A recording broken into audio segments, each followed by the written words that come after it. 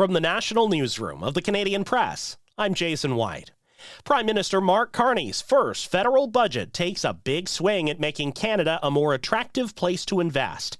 The 406-page spending plan includes almost $90 billion in net new spending items over 5 years. It also projects a deficit of $78 billion for this fiscal year, more than double estimates for last year. Finance Minister François-Philippe Champagne defended that figure at a press conference in Ottawa. Well, it's well within the range that people had expected, and people also understand that 75% of what we recorded this year, you would have seen that at the very beginning, was to, defend our sovereignty. He says the government's had to respond to industries disproportionately affected by tariffs, including softwood lumber and canola. Justice Minister Sean Fraser says there are tools other than the notwithstanding clause to respond to a Supreme Court ruling on child pornography. Fraser's rejecting calls from the premiers of Alberta and Ontario, as well as federal Conservative leader Pierre Poilievre. The country's highest court says 1 year mandatory minimum jail sentences for accessing or possessing child pornography violate the Charter of Rights. The U.S. Supreme Court will hear arguments tomorrow on whether President Donald Trump has overstepped his powers with his tariffs.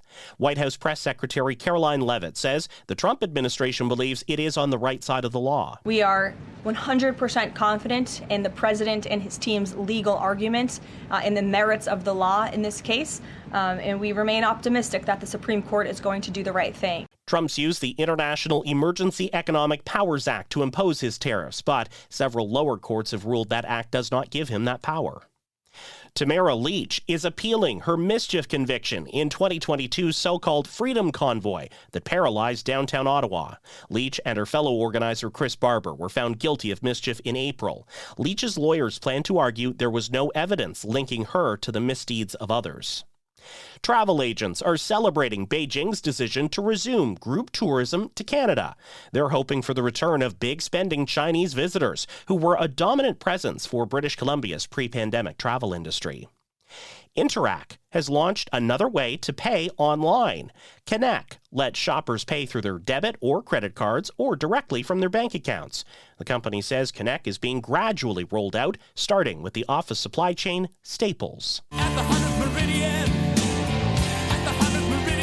The Tragically Hip are completely on board for Boy Wonda's World Cup music project. The Hip have given the award-winning producer access to their entire catalog for a FIFA World Cup-themed album.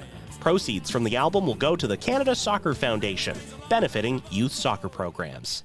This is the Canadian Press.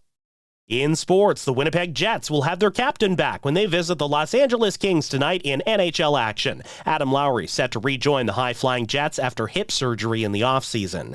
The Atlantic Division leading Montreal Canadiens host the Philadelphia Flyers. Also tonight, the Edmonton Oilers visit the Dallas Stars. Over to the NBA, and the Toronto Raptors are looking for their third straight win tonight when they welcome the Milwaukee Bucks. The 2025 Grey Cup game is sold out. The teams taking the field in Winnipeg later this month will be decided on Saturday.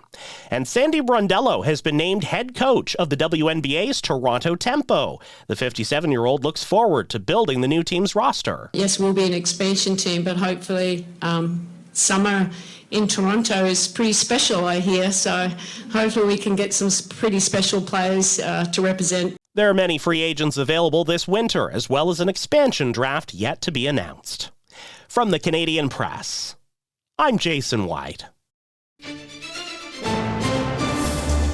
Thanks for listening. Don't forget to follow and subscribe.